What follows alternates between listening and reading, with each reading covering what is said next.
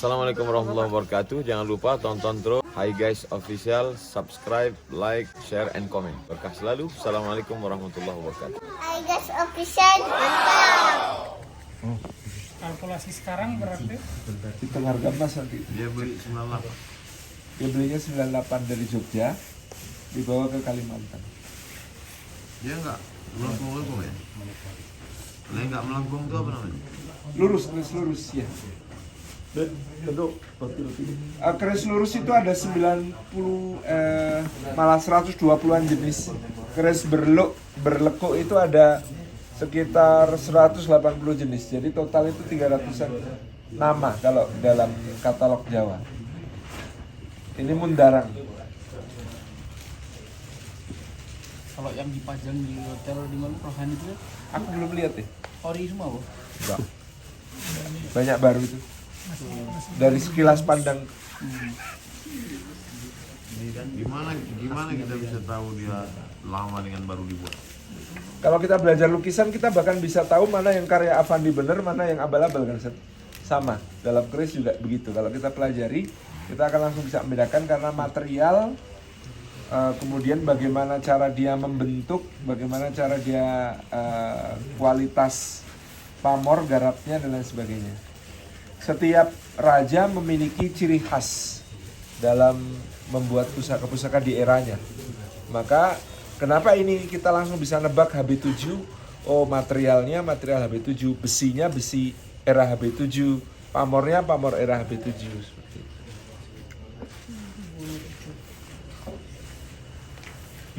Ini tengahnya bisa kayak gini nih gimana? Yang mana, Zat? Ini tengahnya nih bisa begini. Tempat lipat, Zat.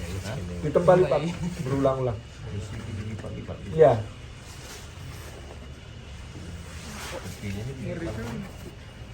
Ini materialnya, ini kan besi. Kalau ini dari meteorit. Besi hitamnya dulu. Itu besi hitam. Lalu yang ini ditimpa Di tengah itu dipasang pamor meteorit. Dan besi lagi. Udah tempal lipat terus. sampai jadi. Mas hati-hati tak? Ini bentar lagi tayang di Hi Guys. Hai guys. Antum akan diserbu banyak orang. Hey guys, mulai pindah ke lawan. Nah ini lembab, nah ini lebih lembabnya daripada semalam. Ma'aruf batik. Terbalik itu. Nah.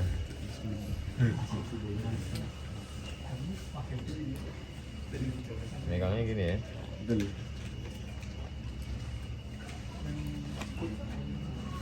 Nama kerisnya apa, Sob? Ya, merak simpen. Merak simpen itu sedang birahi. Oh ini ya. Diambil dari ini. Merak sedang birahi. Merak sedang birahi. Oh.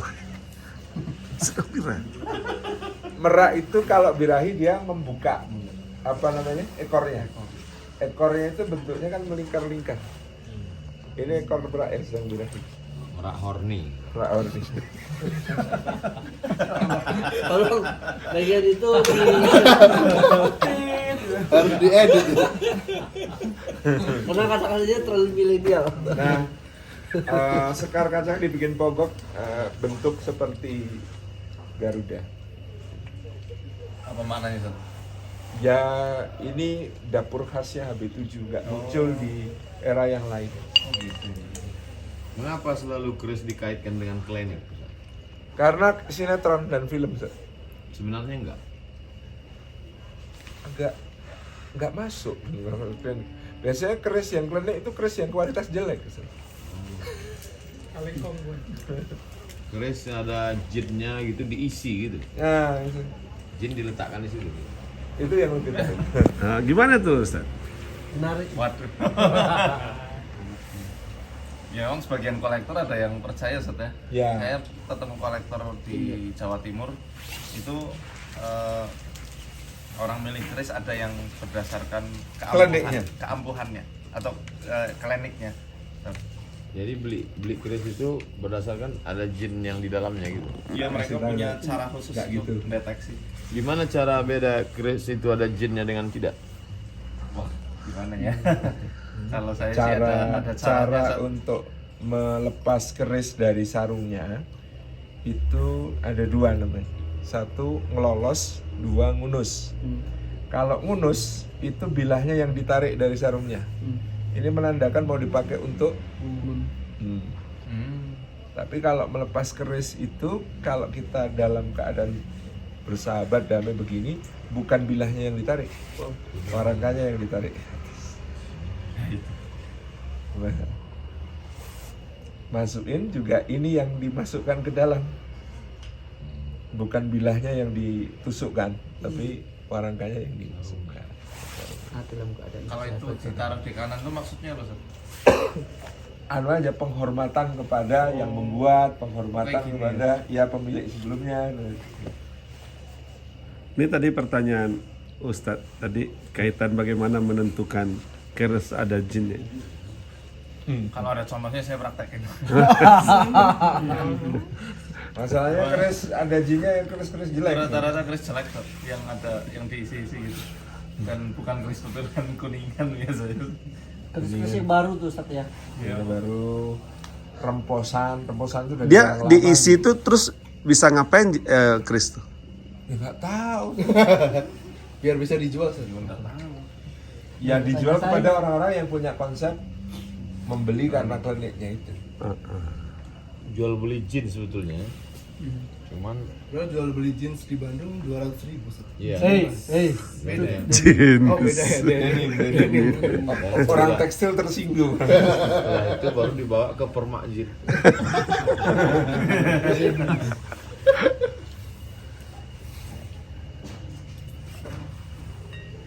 Ini cerita-cerita lepasnya Ustadz Faizal.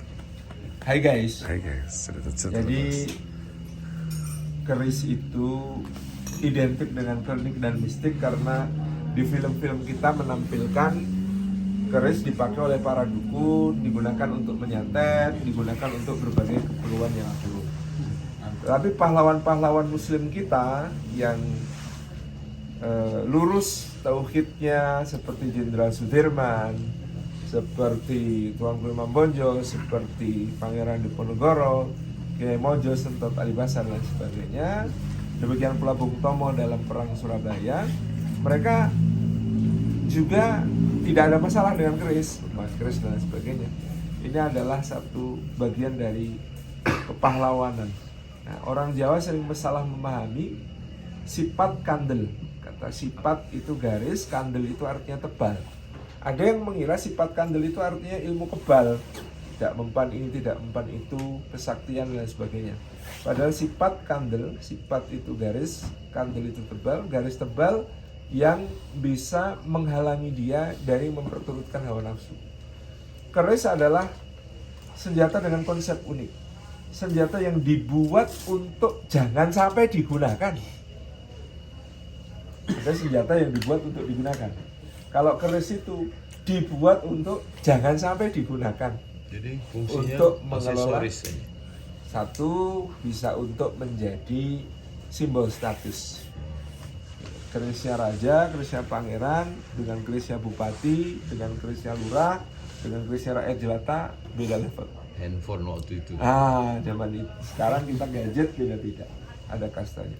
Dua, sebagai di masa Sultan Agung tanda penghargaan, tanda persahabatan. Orang memberi hadiah, orang memberi penghargaan itu dalam bentuk keris.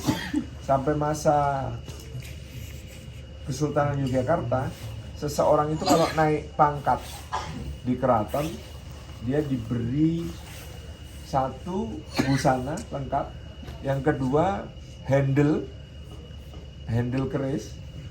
Jadi kerisnya bisa tetap tapi handle-nya harus ganti menunjukkan pangkatnya naik. Dan kemudian juga tikar alas. Kalau naik pangkat dulu menghadap sultan nggak boleh pakai alas. Kalau sudah naik pangkat dia punya tikar yang warnanya beda-beda sesuai pangkatnya. Berarti itu mesti diulang lagi Ustaz Salim. Jadi kalau habis tausiah nggak usah lagi dikasih plakat-plakat, kasih keris. Benar ya, benar ya. Sebenarnya plakat itu kadang rusak, kadang apa gitu kan. Nah, tadi kita belum dikasih plakat, kan? Dikasih Dzikrul Maut itu. batu nisan ya. Tadi subuh ya batu nisan. Ini Bino Martani. Pandel dari marmer dan batu nisan. Nah, jadi yang berikutnya, dia ketika menjadi senjata, maka dia senjata finishing touch saja, tidak digunakan dari awal. Jadi orang Jawa dulu waktu bepergian bawa telempak itu tongkat yang di dalamnya ada tombak. Kemudian pakai tombak, kemudian pakai pedang dan panah. Keris selalu ada, tetapi tadi finishing touch seperti dalam kisah Aryo Penangsang dengan Panembahan Senopati. Setelah pertarungan tombak yang sangat seru, endingnya ketika Panembahan Senopati sudah jatuh, diinjak dadanya, kemudian baru dicabutlah kerisnya Aryo Penangsang untuk mengeksekusi. Qadarullah, waktu itu ketika ususnya dililitkan ke keris, tertarik sehingga justru dia yang meninggal. Kemudian bisa menjadi senjata eksekusi khusus hanya untuk orang-orang tertentu. Tidak semua orang layak dan berhak dieksekusi dengan keris. Dulu justru ini populer di Melayu. Hukuman tikam pakai keris itu di sini. Pakai keris panjang, ditikam dari sini tembus jantung. Dari belikat, dari atas belikat, tembus jantung. Untuk mengeksekusi beberapa jenis kejahatan. Kemudian itu tadi, karena dia disebut sifat kandel, dibuat untuk jangan sampai digunakan. Itu pilihan terakhir untuk memakai keris untuk berkelahi itu. Maka dia diletakkan di tempat yang... Kalau ada orang sekarang mau memakai keris untuk membelah semangka, itu penghinaan nggak? Tidak tepat, karena memang bukan penggunaannya. Dia tidak dibuat untuk tajam mengiris. Dia senjata tikam. Senjata tikam yang tajam hanya ujung. Dan khusus tempatnya kan di tempat sini. Jantung ya? Iya. Dan jarak dekat ya? Iya, dekat. Ulirnya, Bahkan harus sambil meluk kalau eksekusi pakai keris. ulirnya ini Berarti orang yang buat sadar. merusak dalamnya gitu. Tidak selalu. Artinya lebih pada senjata filosofis. Semua keris 300 lebih dapur, 150 jenis pola pamor, itu semuanya memiliki arti filosofi. Antara Bisa. melengkung dengan tidak melengkung, Ustaz? Beda. Apa ini? Nama dapurnya berbeda. Ada keris lurus seperti ini, Mundarang, Pasopati. Semua nama dapur memiliki filosofinya masing-masing. Nah, maka dulu orang Jawa paling anti kerisnya dilihat orang. Karena itu berarti menelanjangi diri, memperlihatkan apa cita-citanya, apa aspirasinya, apa filosofi hidupnya. Nah, itu terlihat gitu. Aspirasi kan mesti disosialisasikan. Kalau aspirasi disosialisasikan bisa dijegal orang di tengah jalan gitu. Jadi ada seorang misalnya pangeran yang sebenarnya bukan garis untuk menjadi raja, tapi dia punya keris yang di situ menggambarkan dia cita-citanya jadi raja. Nah, itu terbaca jurusnya. Terbaca, maka dia harus ditutup. Ya, pusaka itu nggak diperlihatkan pada sembarang orang. Hanya pada orang yang sangat dipercaya, trust gitu ya, dia tunjukkan pusakanya. Orang yang sangat aspirasi yang disosialisasikan untuk pilkada. Nah itu hanya orang tertentu. Jadi ketika Panembahan Senopati mau memberitahu uaknya Ki Juru Martani bahwa dia bercita-cita jadi raja, itu tidak dengan kata-kata lisan, tapi Panembahan Senopati menitipkan kerisnya. Kemudian Ki Juru Martani buka, langsung tahu, aduh, Adinda Pemanahan almarhum, anakmu si Jebeng bercita-cita jadi raja. Jadi nggak perlu melalui podcast ya? Nggak perlu ngomong. Apa mau nyalek tahun ini Pak? Nggak perlu ya? Langsung Ki Juru Martani langsung mengatakan, Bismillah, aku akan membantu cita-citanya sejauh yang aku mampu. Jadi nggak perlu ngomong, lihat kerisnya sudah tahu ini cita-citanya jadi raja. Karena dia pakai keris dengan simbol-simbol bahwa ini ada cita-cita, di bawah itu pamornya junjung derajat, di atas itu rojo abolo rojo. Berarti dia ingin menjadi raja besar yang diakui oleh semua raja yang lain. Jadi pamor bawah bentuknya seperti segitiga, naik, ini namanya junjung derajat, menaikkan derajat. Kemudian paling atas itu segitiganya bertumpuk-tumpuk, rojo abolo rojo. oh dia pengen naik derajat dari seorang yang sekedar anak angkat menjadi raja betulan, dan dia bukan cuma cita-citanya jadi raja kecil, raja besar yang ditakuti oleh raja-raja yang lain. Itu langsung kebaca dari itu. Semua suku di Indonesia punya keris. Hampir semua sih. Nah, kalau yang tetangga-tetangga kita Thailand Ada, Selatan, Malaysia ada, Brunei berarti ada. Melayu aja ya? Melayu. Kalau kayak Vietnam, Kamboja nggak punya? Beda, enggak. Maka keris itu bukan Hindu Buddha. Di India yang pusatnya Hindu Buddha nggak ada keris. Keris itu Islam berarti? Ya, makanya ya dia mungkin produk lama yang kemudian asli Indonesia, yang kemudian di masa Islam dia mendapatkan pemaknaan Islami. India nggak ada keris ya? Nggak ada. Khas keris yang tidak ada di senjata tikar manapun. Namanya gonjang. Bagian yang seakan terpisah tetapi menyatu. Ini. Senjata lain ngapain ditambahin kayak begini? Udah langsung gini, tangkai, yang penting langsung naik ke atas kan. Tapi ini kan terpisah.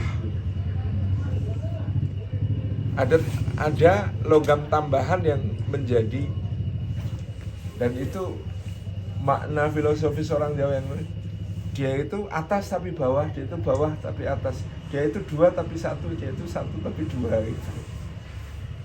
Karena ini diambilkan dari sini.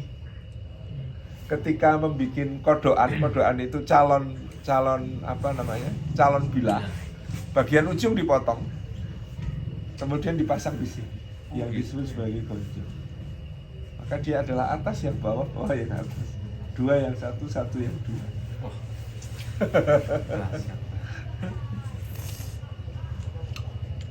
Apa beda keris Melayu dengan Jawa, Ustaz?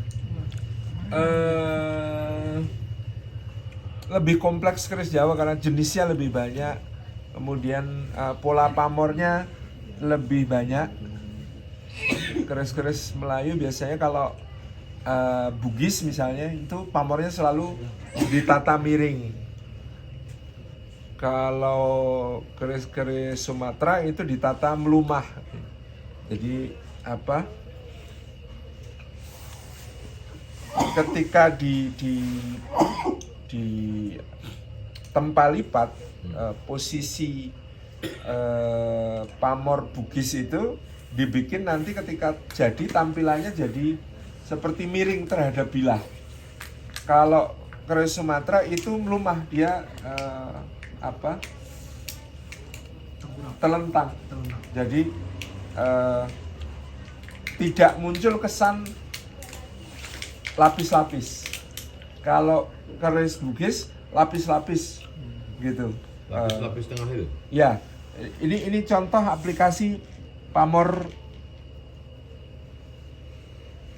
yang kemudian, nah ini miring sehingga dia membentuk lapisan-lapisan yang bertumpuk. Tapi kalau ini pinggir ini pamor melumah, jadi dia hanya ini pamor melumahnya, wengkonnya ini pamor melumah. Nah kalau Jawa kompleks, miring dan lumah dicampur. Nah kalau jadi teknologi Sulawesi itu pamor miring, teknologi Sumatera itu pamor lumah, Jawa itu campuran. Kalau kita dapat keris, dari mana kita tahu umur keris itu berapa tahun? Material. Material gimana? Besi zaman Majapahit pengolahannya berbeda dengan besi zaman Sultan Agung. Berbeda lagi dengan besi zaman Surakarta dengan zaman Yogyakarta. Karena dulu besi Jawa itu diolah dengan tempat lipat tanpa melalui fase lebur. Nggak dilebur dulu? Enggak, dia tidak pernah melewati fase cair. Jadi dari batuan ataupun pasir yang mengandung besi, pukul dia pukul tempat lipat sampai bersih kotorannya, diwasuh. Dan itu prosesnya bisa setahun. Nggak dicairkan? Nggak dicairkan. Nah ketika tahun 1800-an, keraton-keraton mulai mengimpor besi dari Eropa. Besi Eropa itu besi smelter, dia sudah melewati fase cair. Hasilnya berbeda, karena kandungan udah nggak mungkin kembali. warna besi seperti ini tidak akan muncul pada besi era Majapahit atau Mataram. Karena ini besi sudah diwasoh tetapi dicampur dengan besi smelter, dengan besi dari Eropa. Ini paling banyak muncul di HB7. Ini kira-kira berapa tahun? HB7, Ustaz. HB7 itu bertahta 1877 sampai 1920. 200 tahun ya. 100 sampai 150. Apa namanya mobilnya? Bisa kita tahu keris itu pernah menikam orang sama nggak? Ada tanda-tanda ya? Kalau saya nggak bisa tahu, tapi konon ada yang sensitif, bisa mengetahui Merasa bau darah. darah. Kalau saya nggak ngerti. Ngapain? Dalam mobil. Horor. Semua ustadz dalam mobil aku. Bagian paling sakti dari keris itu gonjolnya. Kenapa, Ustaz? Karena kalau ditusukkan sampai gonjol berarti sudah coblos blong. Iya, itu benar. Kalau ditikamkan sampai sini berarti sudah blong. Bagian paling sakti itu sih. Karena kalau sudah ditusukkan sampai sini berarti sudah. Kalau yang lekuk itu untuk ditusuk rawan patah. Sangat rawan patah. Maka Berarti nggak memang. biasanya keris lo itu ageman. Oh, Jadi memang dipakai untuk upacara, dipakai untuk acara, menunjukkan simbol status, menunjukkan level. Ya nanti berarti orang banyak salah paham. ada rencana Patah. Patah, Mas. Ada orang pakai keris, satu di sini, satu dipegang. Sebetulnya berapa orang paling banyak megang keris? 3. Kalau yang dipakai itu 3 kalau di Sambil jalan Jawa. dia 3. Ya, Gimana di mana? posisi 1 Satu nyote belakang. kelabang pinipit di belakang ini. Kemudian yang kedua di depan nyote Depan ini. aja. Pegang satu. Yang ketiga nganggar, di anggar itu di begini. 3. 3. Lukisan-lukisan sejarah yang ada maksimal 3 orang bawa keris itu maksimal 3. Biasanya 3 itu 1 keris warisan, 1 keris pribadi, 1 kancing gelung. Kancing gelung itu pemberian mertua. Oh. Berarti jomblo belum punya keris ya? Punya paling keris pribadi sama keris dari bapak ya. mau mengarahkan. 3. Baru ini podcast keris. Iya. Hai guys ini. Hai guys. Waduh, bahaya ini. Ini ya. Ini 2 jam lagi udah payah ini. Saya malah. Channelnya apa? Saya sosial. Hai guys. Belum tidur datang ya?